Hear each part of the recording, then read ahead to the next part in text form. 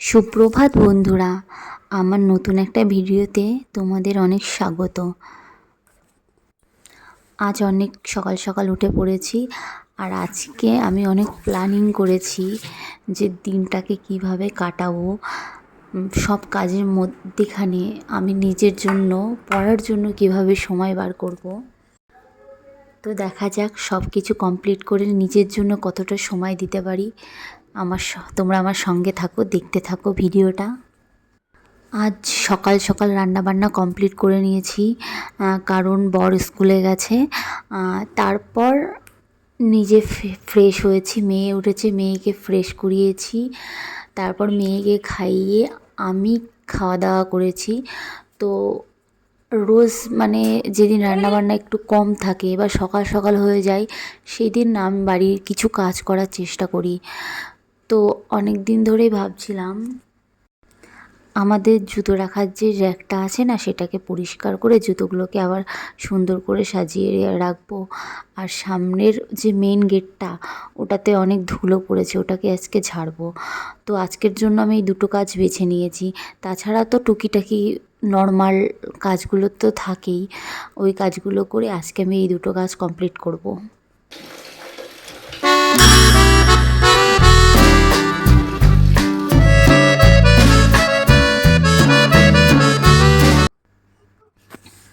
আমার মেয়ে না দুপুরে যদি ঘুমায় না, রাত্রে আর ঘুমাতে চায় না। 1টা, 12:30, 12টা। তো সেই জন্য চেষ্টা করি যে ওকে দুপুরবেলা ঘুম পাড়াবো না। তো কালকে না, ও দুপুরে ঘুমায়নি, রাত্রে তাড়াতাড়ি ঘুমিয়ে পড়েছে। সে 4টের সময় উঠে বসে আছে। তো ওর সাথে সাথে আমারও ঘুমটা হলো না। সকালবেলা তাও একটু ওকে নিয়ে শুলাম, ভাবলাম যে মেয়ে একটু ঘুমাবে, তার সাথে সাথে আমিও একটু ঘুমিয়ে নেব। ও মা, মহারানী তো ঘুমালোই না। সেই জন্য ভাবলাম যে ফালতু ফালতু শুয়ে কী হবে, তাহলে উঠে যে কাজগুলো আছে সেগুলো করে একবারে মেয়েকে স্নান করিয়ে আমি স্নান করে সব কমপ্লিট হয়ে তারপরে আমি পড়তে বসি। যেহেতু অনেক ভোর ভোর উঠে পড়েছে, দুপুরেও তাড়াতাড়ি ঘুমিয়ে পড়বে, তো সেই জন্য ওকে তাড়াতাড়ি স্নানটা করিয়ে দিই। ঐশীকে স্নান করানোর পর না আমিও স্নানটা করে নিলাম, কারণ এখন স্নানটা না করলে অনেক দেরি হয়ে যাবে, পরে আর করা হবে না। মাসি কাজ করতে আসলে বাথরুমে ঢুকে থাকে, তখন আর স্নানটা করা হয় না। সেই জন্য আমিও স্নানটা করে নিলাম। তারপর ঐশীকে খাইয়ে দিলাম, কারণ ও একটু কান্নাকাটি করছে, মনে হয় ঘুমিয়ে যাবে। ও তার সাথে সাথে তো কতগুলো জামা কাপড়ও ছিল, সেগুলো কাচতে দিয়ে দিলাম। রোদটা এখন আছে, নাহলে পরে আর শুকাবে না, তো এখনই কেচে নিলাম। আমি না চেষ্টা করি প্রতিদিন ওকে দুটো করে ফল দেওয়ার। তো সকালে একটা কলা খাইয়ে দিয়েছি, এখন দুপুরে ভাত খাওয়ানোর পরে বেশিরভাগ মৌসুমি লেবুটাই খাওয়ানো হয়। আজকে ভাবছি ওকে একটা আপেল দেব। এখন 12:30 মতো বাজে, তো ঐশী ঘুমিয়ে পড়লো। তো এখনই আমার সুযোগ, এখন আমি ভাবছি আমি পড়তে বসবো। সামনে তো রেলের গ্রুপ ডির পরীক্ষা আছে, তো সেই জন্য শুধু ওটাতেই ফোকাস করছিলাম। তো আজকে থেকে ভাবছি যে প্রাইমারি, আপার প্রাইমারিটা একটু ভালো করে পড়বো, কারণ এতদিন না খুব বেশি হতাশ হয়ে গেছিলাম। সরকার তো চেঞ্জ হবে না, আর হয়তো পরীক্ষাও হবে না, পরীক্ষা হলেও সেভাবে নিয়োগ হবে না।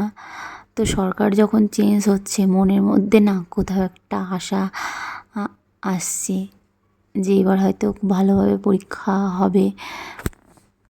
সেই জন্য ভাবছি প্রাইমারি, আপার প্রাইমারির জন্য রোজই একটু একটু করে পড়বো। তো মেয়ে ঘুমিয়ে গেছে, এখনই আমার সুযোগ। 2023 সালে যখন টেটটা হয়েছিল না, তখন খুব ভালো করে পড়েছিলাম, কিন্তু পরীক্ষা হলে গিয়ে দেখলাম না পুরো প্যাটার্নটাই চেঞ্জ করে দিয়েছে। মানে আমরা যেভাবে প্রিপারেশন নিয়েছিলাম, আমি আমার কথাই বলছি, যে পেডাগগি বেশি করে পড়েছিলাম, আর ওখানে না পুরো মানে থিওরি থেকে কোশ্চেন দিয়ে দিয়েছে। থিওরি থেকে দিলেও তো হয়, মানে এমন কোশ্চেন দিয়েছে সেই সিজিএল লেভেলের। তো তখনই তো প্রাইমারির থিওরিগুলো সব কমপ্লিট করা ছিল। আর 2 মাস আগে আমি 2 মাস না, সরি 6 মাস আগে আমি যখন আবার দেখলাম যে আপার প্রাইমারি পরীক্ষা হতে পারে, আপার প্রাইমারির জন্য একটা প্র্যাকটিস সেট কিনলাম। ওখানে থিওরিও আছে, প্লাস টেটের জন্য আমি একটা প্র্যাকটিস সেট কিনেছি। তো আজকে এই দুটো বই পড়বো। প্রথমে প্রাইমারিটা পড়বো, তারপরে আপার প্রাইমারি থেকে হিস্ট্রি থেকে কোনো একটা চ্যাপ্টার পড়বো। ঐশী তো এখন অন্তত 2 ঘন্টা 1.5 ঘন্টা তো ঘুমাবেই। তো এই 1.5-2 ঘন্টায় এই দুটো সাবজেক্টই কমপ্লিট করে নিই। তারপরে আমার আর ঘুম আসবে না। তারপরে আমি না হইচইতে একটা সিরিজ দেখছিলাম, একেন বাবু। একেনের কোনো সিজন আমি মিস করি না।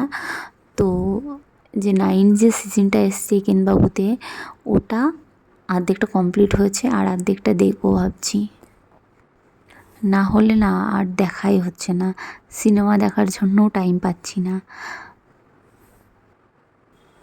এখন বাজে 2:35। তো আমার মেয়েও উঠে গেছে। এবার ওকে খাওয়াবো আর সিরিজটাকে পুরো কমপ্লিট করব। তো আজকের মতো এইটুকুই। তোমরা সবাই ভালো থেকো, আর আমার ভিডিওটা কেমন লাগলো তোমাদের অবশ্যই কমেন্ট করে জানিও। আর কে কে প্রাইমারি বা আপার প্রাইমারির জন্য আবার নতুন করে প্রিপারেশন নিচ্ছ, অবশ্যই কমেন্ট করে জানিও কিন্তু।